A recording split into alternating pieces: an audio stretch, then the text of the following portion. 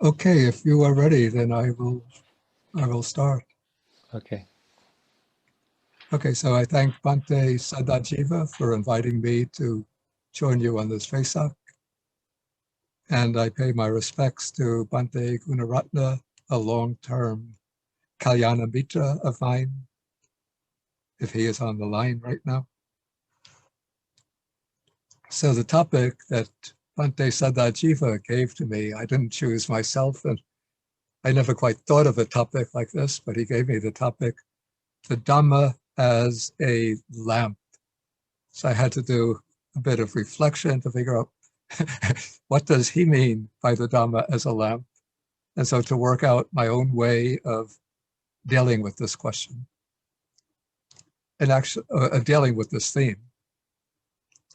And the theme itself seems to be based on a passage that we often come across in the Nikayas whenever we see the Buddha giving a discourse to a group of new inquirers.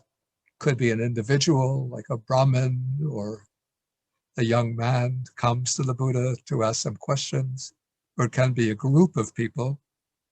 And then the Buddha will answer their questions or give a discourse. And then at the end, when the person who has been listening to the Buddha brings the discussion to an end, he gets converted to the Dhamma, and there's a stock passage which is used to indicate his declaration of faith.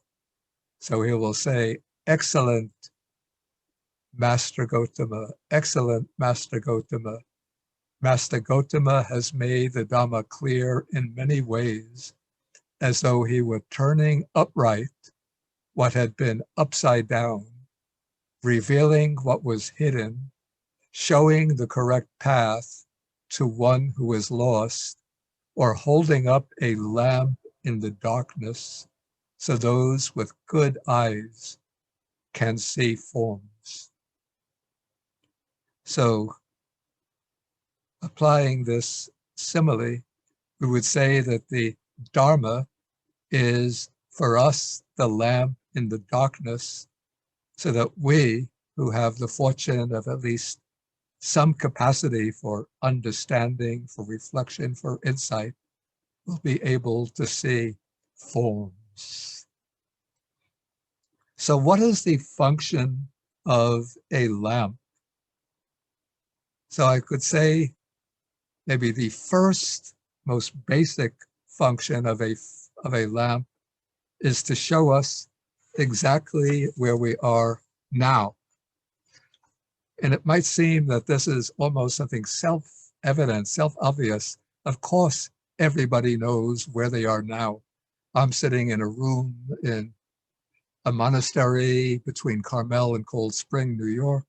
Some of you are at the Bhavana Society. Others might be,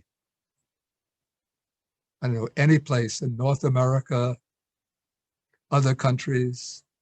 So you think you know where you are. But what the Buddha Dharma does is to show us, give us a wider perspective in understanding where we are now. For one thing, well, let's say that an ordinary person, a person without the light of the Dharma, just assumes that where they happen to be physically situated is the place where they are now.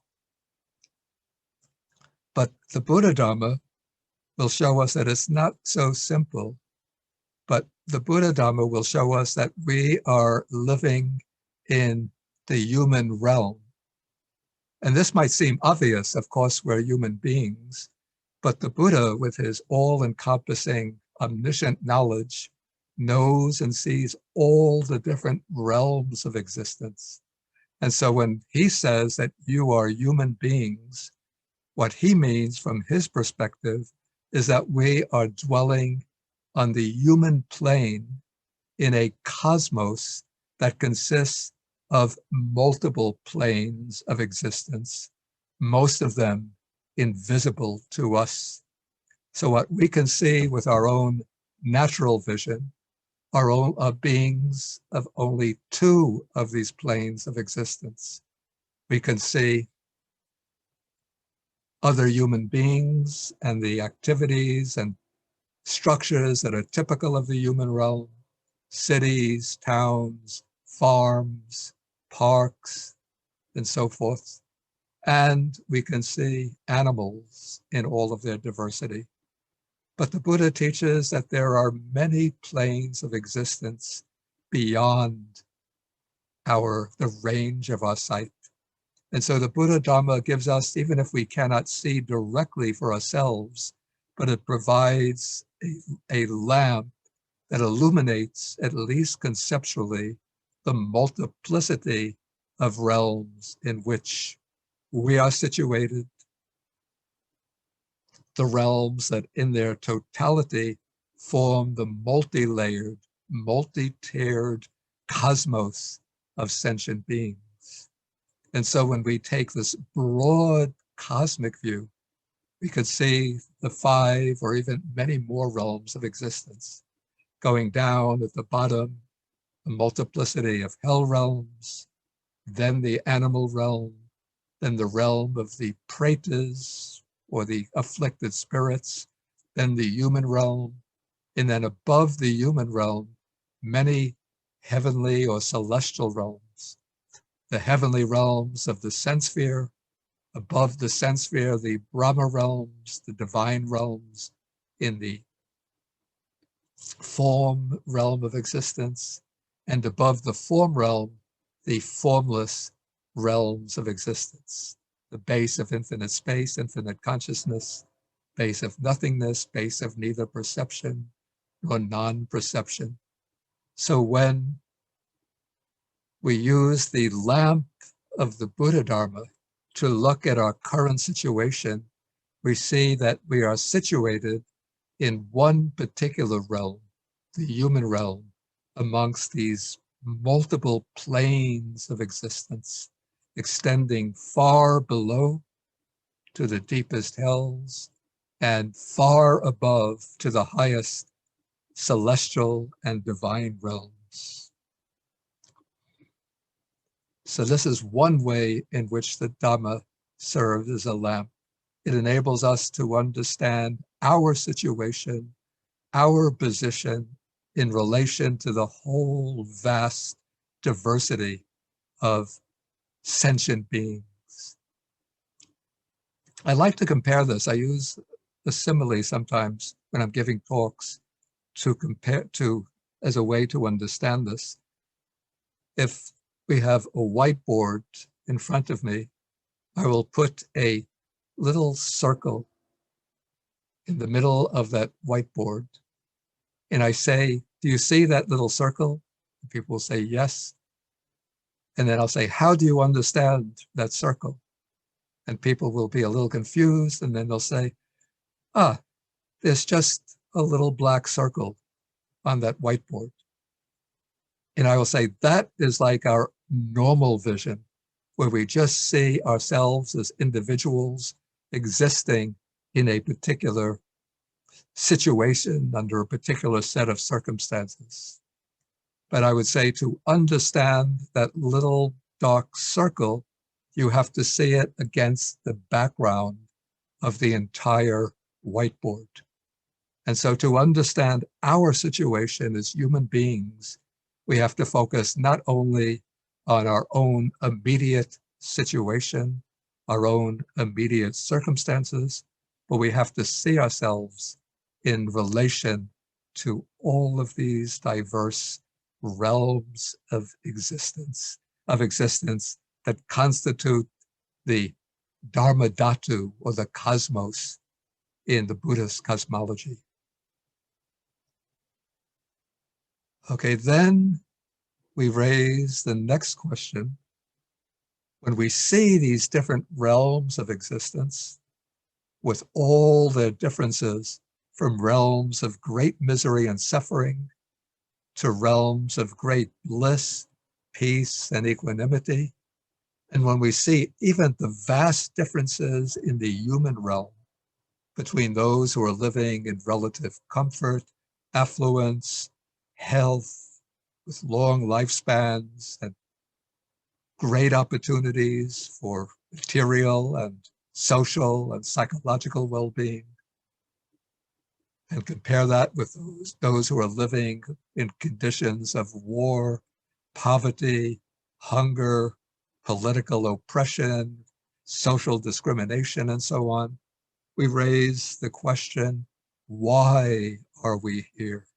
Why are we living under these circumstances, under these conditions?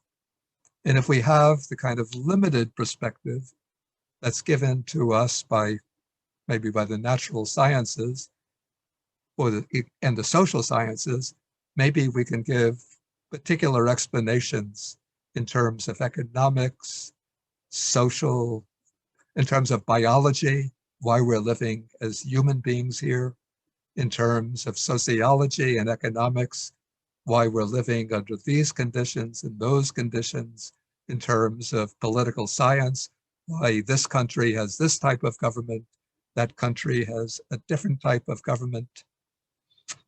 But when we use the lamp of the Dharma to understand our situation, then we understand how beings take rebirth in the different realms of existence. First of all, in the different realms of existence, because of their karma. That it is karma, that is our intentional actions, our volitional actions, that determine where we take rebirth. So when we raise the question, why are we human beings? It's because of karma. Why are the deer living on the premises of this monastery? Why are they in the animal realm? It's because of karma, and so on and so forth. And so the Buddha distinguishes, using his special knowledge of the types of karma, his knowledge of the great analysis of karma, to distinguish all the different types of karma and the different courses of karma which lead to the different realms and destinations. So at the most fundamental level, the Buddha distinguishes karma into the two broad categories of unwholesome karma and of wholesome karma. That is, unwholesome volitional activities and wholesome volitional activities. So the unwholesome volitional activities, we have sort of the paradigm case is that of the 10 types of unwholesome karma: killing, stealing, sexual misconduct, false speech, divisive speech, angry speech, idle chatter or gossip, then thoughts of craving, thoughts of ill will, and wrong views.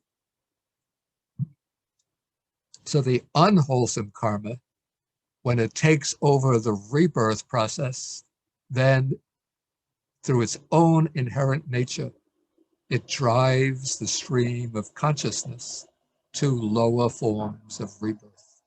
So the reason beings are reborn in the realm of misery, in the hells, the animal realm, the realm of tormented spirits, is because of unwholesome karma. And even that unwholesome karma, there is distinctions in the power, the force, the nature of those unwholesome karmas, which will determine which particular realm of misery they will lead to, that will determine the different types of afflictions and suffering the beings will undergo in those realms. And then on the opposite side, we have the wholesome karma. So the wholesome karma is, again, we have the paradigm of the 10 types of wholesome karma: abstaining from killing, from stealing, from sexual misconduct, abstaining from false speech, from divisive speech, from angry speech, from gossip, developing a mind of generosity, a mind of kindness, and holding to right view. So those are the types of conduct, the types of intentional karmic activity that generate wholesome karma, that generate merit. And when those karmas take over the rebirth process, then they steer the stream of consciousness to rebirth in the desirable realms of existence, back into the human realm with 1 degree of wholesome karma, with still higher or purer types of wholesome karma. They might move the stream of consciousness into the sensual heavenly realms, or if one develops the jhanic attainments, it will move the stream of consciousness to the form realm, the rupa dhatu, the Brahma world. And if one develops and masters the arupa jhanas, the formless meditations, it'll move the stream of consciousness to rebirth in the formless realms, the 4 formless realms of existence. So when we look at our present state of existence as human beings, using the light of the Dharma to illuminate the causes, the reasons that brought us here, then we can see that we have become human beings because of some wholesome karma, even if we don't know what that karma is.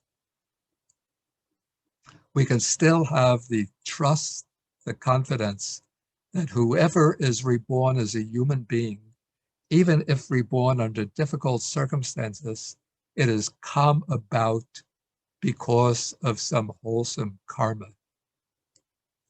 And we should also understand that the wholesome karma that leads to rebirth in the human realm is replete with many wholesome potentials. The general nature of human beings can be very malicious, very corrupt, full of sort of overrun by defilements, by selfishness, by violent tendencies. But deep within the human mind are the wholesome or beautiful potentials that brought us into this realm. So when we see people who might have very bad characters, who might be worthy, we think should be despised and treated with contempt, we should realize that beneath that corrupt, filthy surface, there are beautiful layers of beautiful potentials that if they meet with the right conditions, those potentials can be brought to the surface, ripen, and blossom into beautiful characters. Okay, when we use the light of the Dharma to investigate into the human realm, to inquire what are the reasons for the differences in the fortunes of human beings, again, the Buddha's teaching on karma tells us that the reasons why human beings have different fortunes, why they're distinguished between the fortunate and the unfortunate, those living in good circumstances and difficult circumstances. Again, that represents the ripening of karma. What generates the human rebirth is inevitably some wholesome karma, but once rebirth in the human realm has taken place, unwholesome karmas can gain the opportunity to ripen. And so one engages in acts of killing, stealing, sexual misconduct, damaging others through lies and slander and so forth, injuring people physically through violent action, being miserly and selfish, being contemptuous and disrespectful. When those actions get the chance to ripen in the course of a human life, they bring obstacles, hindrances, injuries, sickness, poverty, failure in one's undertakings, and various obstacles to fulfillment in life. And when we practice acts of generosity, devotion to the good, helpfulness to others, kindness, putting compassion into action, those actions generate wholesome karma, which when they get the chance to ripen in the course of a human life, they bring happiness, well-being, and good fortune. They lead to a long lifespan, good health, a fair degree of economic security, educational opportunities, success in one's professional life, a happy family life, a secure living conditions, and so on. And so with the lamp of the Buddha's teaching on karma, we could understand why beings are reborn in different states of existence and why human beings experience such differences in their fortune, even when they share a common human destiny.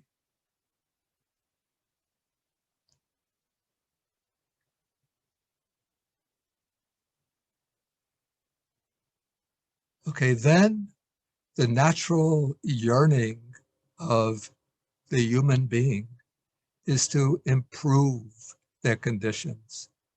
And of course, we want to improve ourselves materially, and for that we have to make an effort or an endeavor.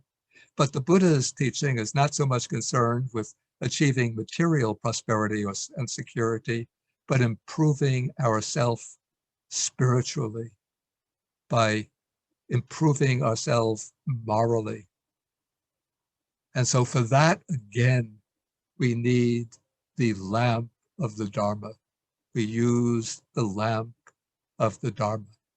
And what the Buddha teaches is that the way to improve ourselves morally and spiritually depends on cultivating our mind.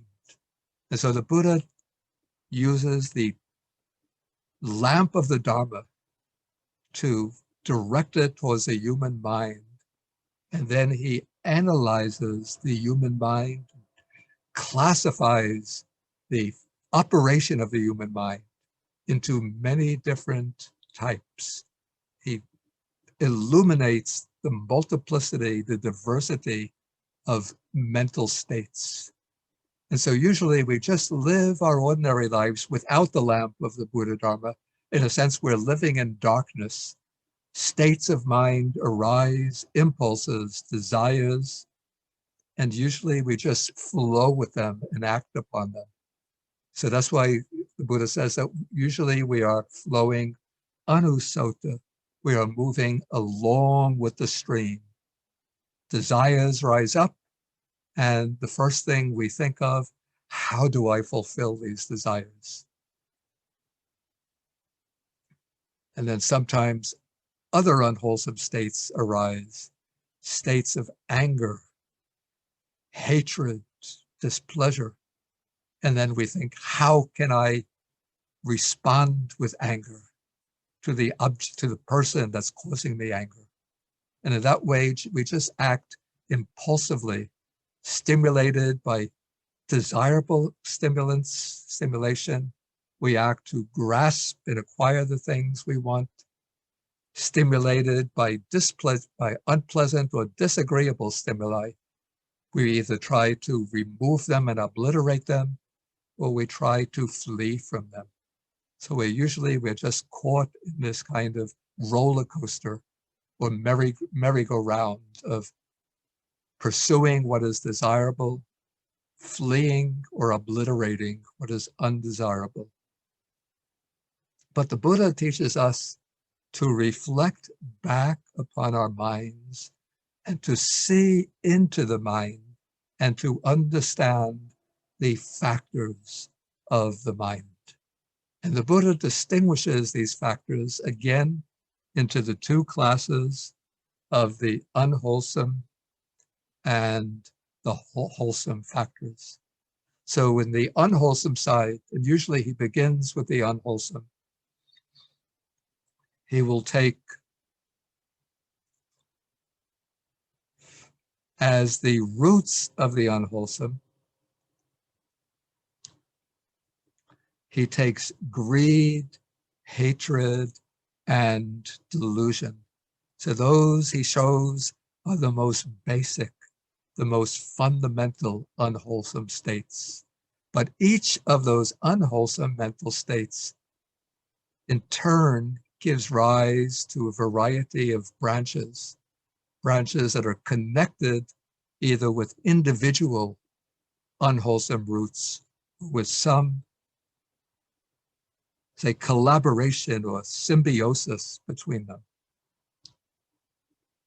So on the side of greed, we have, according to the Abhidhammic way of analysis, we have conceit, wrong views, pride, arrogance, covetousness,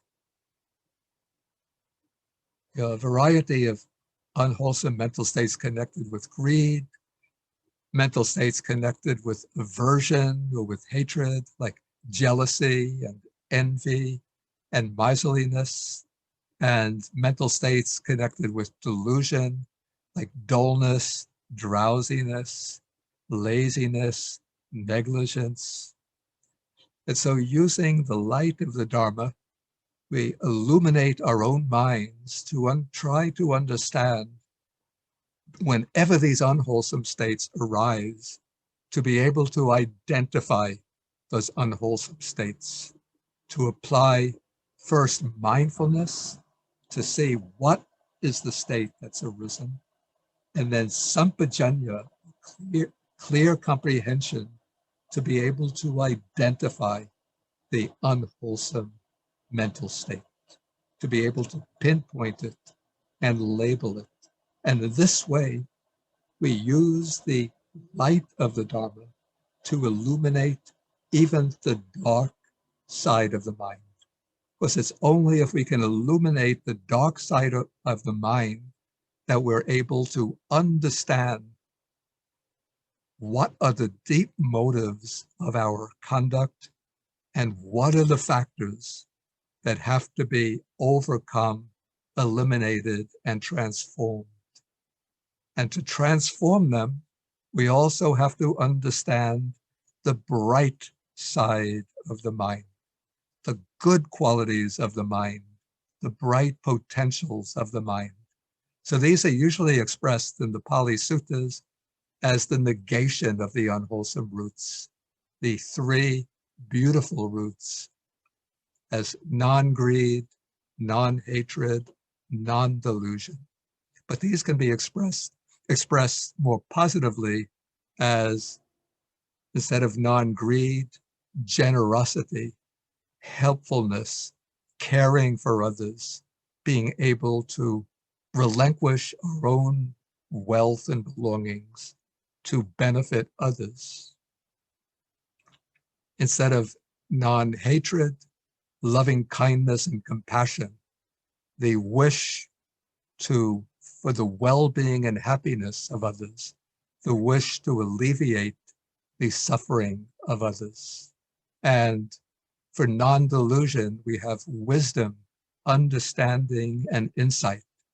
And out of these three beautiful or wholesome roots, again, there are numerous branches. So we have such qualities as faith, mindfulness, clear comprehension, concentration, altruistic joy, equanimity, and on and on. Okay, so when these good potentials arise in the mind, we use the light of the Dharma to recognize them, to acknowledge them, not for the purpose of congratulating ourselves and building up our ego, but to see that we do have these qualities, we do have these potentials, that we shouldn't just condemn ourselves and think that we are helpless because of the bad qualities, but we see our good qualities and we recognize the need to strengthen them, to reinforce them, to make them more and more powerful, brighter and brighter, until they can overcome the dark, unwholesome side of the mind. And when we use the light of the Dharma to investigate the workings of our mind, what we can see, and if we pay very close attention, is that when the unwholesome qualities arise, they're usually accompanied by some degree of, call it, dis-ease of mind, discomfort of mind, some kind of heavy feeling in the mind, displeasure, discomfort, a kind of underlying undertone of pain or dissatisfaction. So that even if we're acting on our greed and obtaining the objects that we want, we get a kind of superficial charge of pleasure from fulfilling our desire. But underlying that is this tone of restlessness, which can turn into a anxiety connected with the grasping of the objects of desire. On the other hand, when we give rise to the wholesome qualities of the mind, we can see, again, by paying close attention, that they're accompanied by an ease of mind, some sense of calmness, some degree of brightness or tranquility, of little charge of happiness. And if we reflect on them over and over, they can give rise to joy. And that joy can become stronger and stronger, even to turn into a deep, uplifting delight. So this is why the Buddha includes among the 6 anusati, the 6 reflections or contemplations, he includes reflection on generosity, chaganusati, the recollecting one's own generosity, and silanusati, recollecting one's good conduct, one's following of the precepts. Because when one turns back and reflects on one's practice of generosity, on one's faithfulness to the precepts, this brings that upsurge of joy, delight, or happiness. And when we recognize this, this encourages us to remove the unwholesome and to cultivate, to develop, to strengthen, and eventually to fulfill the wholesome. And when we are fulfilling the wholesome, then we are creating the karmic conditions in this life that have the tendency to lead to a fortunate or happy rebirth in future existences and to good fortune within our future existences.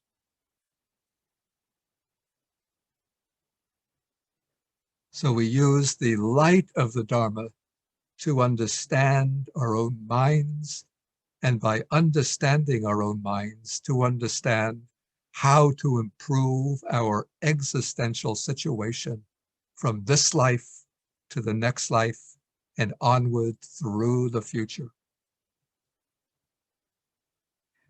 But now we're going to use the light of the Dharma to investigate more deeply our present existential condition and to examine very broadly and very comprehensively what is the nature of sentient existence. And when we use the light of the Dharma to look deeply into human existence and even all states of existence, what we find, according to the Buddha's teaching, is that all states of existence are accompanied to some degree or in some way with a particular quality that we call dukkha, which we translate in a rather perfunctory way as suffering, but really but a word that really has a deeper meaning of a kind of basic unsatisfactoriness, a defective nature, an unsatisfactory nature, that all conditions of existence are in some way inadequate, unable to fulfill our deepest yearning for an invulnerable, unshakable peace, happiness, and freedom. And so even if we just cast our eyes out on the present world situation using the light of Dharma, maybe we ourselves are living in a state of relative security. We have a nice neighborhood, a nice home. We can go to the supermarket. We can buy whatever food we want. We maybe have health insurance. We have a nice family, a good retinue of friends. If you use Facebook, maybe you have thousands of Facebook friends. But look deeply into the condition of the world. Let's leave aside our own situation. We see throughout the world, we have over the past year, the COVID pandemic taking in the United States, what is it, something now, about 670,000 lives. In India is utterly devastated by COVID. Other countries troubled by COVID. We consider also the amount, even in this country, the United States, what I understand is that 40% of the population living either below the poverty line or just above the poverty line. Thousands of people without, probably 40,000, 50,000 people without any health care coverage. I think 48,000 people living in perpetual food insecurity in this country. But looking out upon the world, millions of people, I think it's like 800 million people suffering chronic hunger and malnutrition, probably 1 billion people above that subsisting on substandard diets. Then there's war and conflict taking place in one country or another. And even in countries that are relatively stable, there's always conflict and tension, this political party against this political party, this group against that group, ethnic tensions, racial tensions, religious tensions.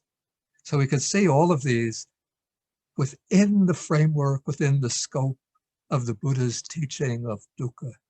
But then when we look more deeply, we see that we are always grasping at some base of security within ourselves, but unable to find it. That our very life is from the time of birth, we grow up, reach maturity, and then we are sliding ever closer into old age, and then we meet various illnesses.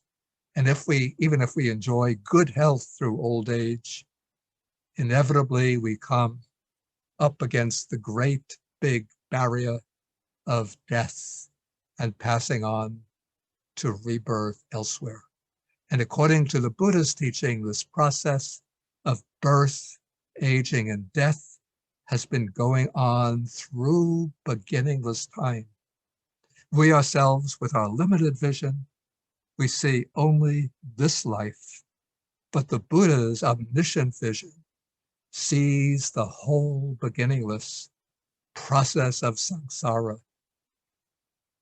through world cycle after world cycle after world cycle. And as we ourselves have been moving from life to life, the Buddha says, weeping tears more numerous than the water in the oceans. And so with the light of the Buddha's Dharma, we see the true mark of existence, the mark of dukkha, or universal suffering. Then using the light of the Dharma again, we try to understand, where does the suffering originate from? And the Buddha shows us, with the light of the Dharma, the cycle or the sequence of dependent origination, the 12 links of dependent origination, which form the underlying dynamic or dynamo behind the cycle of repeated birth and death. And what drives that dynamo, according to the Buddha, is craving. The craving for sensual enjoyment, the craving for power and position, the craving for ever new existence. And underlying that craving, the Buddha shows the most deepest root is avidya, ignorance, not understanding things as they really are. And so then the Buddha, again, using the light of the Dharma, he shows us where we should go if we want to find true happiness and peace, true freedom, unshakable freedom. And this is a little bit, I remember when I was living in Sri Lanka in the early 1970s. In those days, we didn't have electric light in the places where I was living. And we would use a lantern with kerosene lamp that used kerosene as its fuel. And so if we want to go from our own kuti or cottage to the main hall, say in the evening for the evening tea, we have to light the lantern. And we use the lantern to see our way to the main hall. And when we reach a certain point on the path, we hold up the lantern, and then we could see the hall, our destination. And so this is, we use the lamp of the Dharma to see our destination. And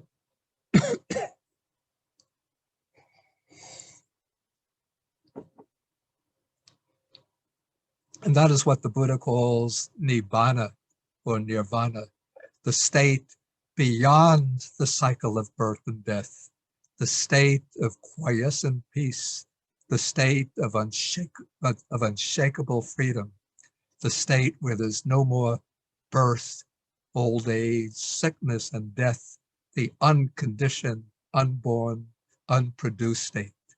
So even though we can't see that with our own eyes, but we use the light of the Dharma at least to entertain it conceptually as the goal of our practice, the place where we can be free even from the prospects of rebirth in the heavenly realms, not to speak of the lower realms.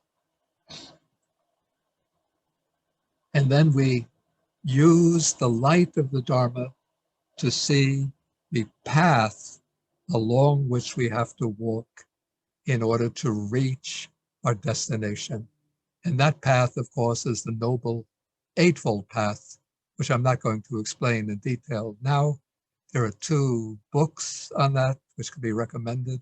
One is by Bhante Gunaratna called 8 Mindful Steps to Happiness, and the other is by yours truly called The Noble Eightfold Path. But what I just want to highlight is the things to be understood as we practice the Noble Eightfold Path.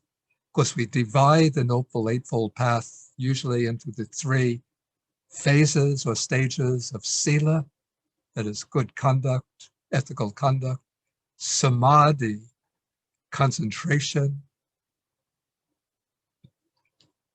collecting the mind through mindfulness and effort, bringing it together, unifying the mind,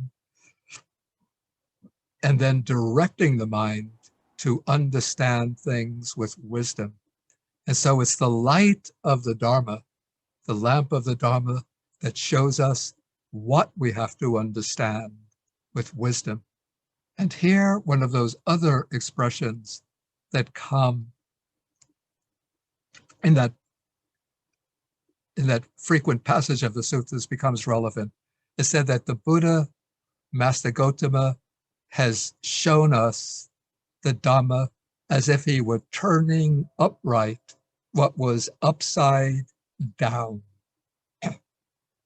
And what is upside down is our way of perceiving things, thinking about things, and formulating our understanding of things. These are called the vipalasas, the distortions or inversions, which start off at the level of perception and then build from perception to thought and from thought to views. And so we have the instinctive disposition to see things, to understand things as being stable or permanent, being lasting in some way, as being secure. Then we see things, think about them, understand them as being able to yield some kind of enduring happiness, some kind as being able to bring some kind of true, deep fulfillment. And at the deepest level, we grasp upon things, especially we grasp upon our own personalities as harboring,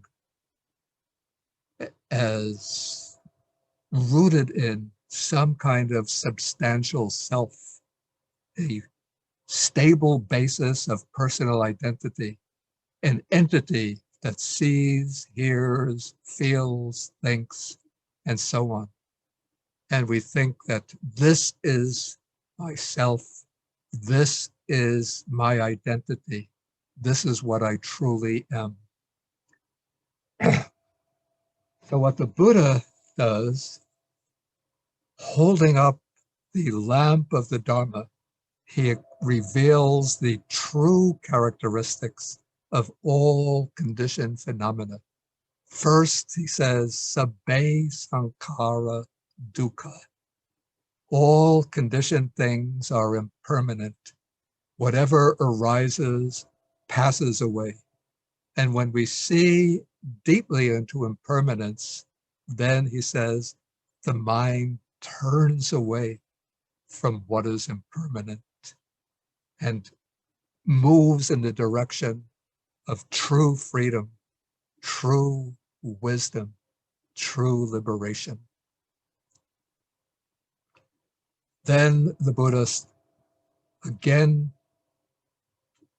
holding up the lamp of Dharma, he shows that all conditioned things are dukkha, unsatisfactory. If we look into the nature of our experience, even the occasions when we obtain the desires, the objects of desire, when we look deeply, we see that everything conditioned is unsatisfactory, in some way defective, that obtaining the things that we want never brings true fulfillment. When we get what we want, we enjoy it for a short time, but then desire arises again. We become dissatisfied with what we have, and we want something else. So it's the nature of the mind always to be restless and dissatisfied, because no conditioned things can fully satisfy the mind. So we have to see all conditioned things, even the loftiest pleasures of the highest realms of existence, to be dukkha, pervaded by this unsatisfactory nature. Then we turn away from all conditioned things and move in the direction of true happiness and peace, the unshakable happiness of liberation. And then in the deepest way, the Buddha holds up the lamp of Dharma to ourselves and says, look at yourself and try to find yourself. And when we look at ourselves using the lamp of Dharma, what do we find? Well, we find what we call the 5 aggregates. We find material form, the bodily form, a multiplicity of cells, molecules, atoms, subatomic particles that we identify as my body. We find feelings always arising and passing, pleasant feelings, painful feelings, neutral feelings, feelings arisen through each of the 6 senses. But these feelings always changing. A pleasant feeling arises, it appears to endure, then it passes, then there might be a neutral feeling, then there's a painful feeling, then a pleasant feeling. So the feelings always changing, so they are not ourself. Then there's perception, always changing.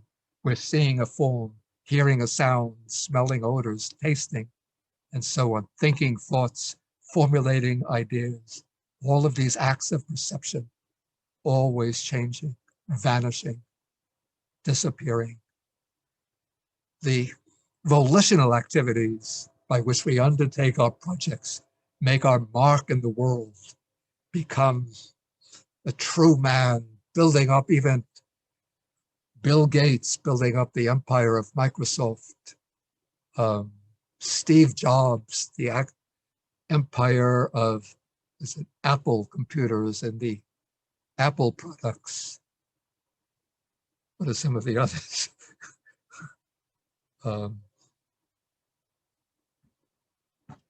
So all of these military empires and so on, business enterprises, political campaigns, political careers, all of those spring from volitional activities. And those volitional activities, again, always arising and passing and changing. Not mine, not I, not myself. And then we look at the deepest level to what we call at the deepest level, what we take to be myself is the knowing itself, or consciousness. But when we look deeply into consciousness, we find that consciousness too, seen with the lamp of the Dhamma, divides into the 6 types of consciousness. Consciousness through the eye, ear, nose, tongue, physical body, and thinking consciousness.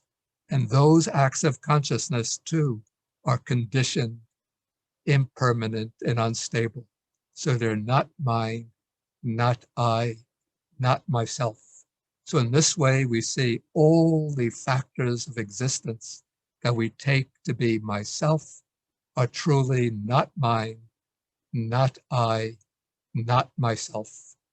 And with this, using the light of Dharma, we're able to let go of our attachment to all conditioned things and to realize that unshakable peace of liberation. And so when the Buddha arises in the world, takes birth on, we say, the full moon of the month of Vesak, when he attains enlightenment, again on another full moon of Vesak, and spends 45 years teaching in the world, it's for the purpose of holding up that lamp of Dharma so that we can understand our human situation in relation to the vast cosmos of sentient beings, so that we can understand the workings of the law of karma and understand the types of karma, volitional activities that we have to cultivate to ensure ourselves of avoiding misery in the future and obtaining good fortune in the future.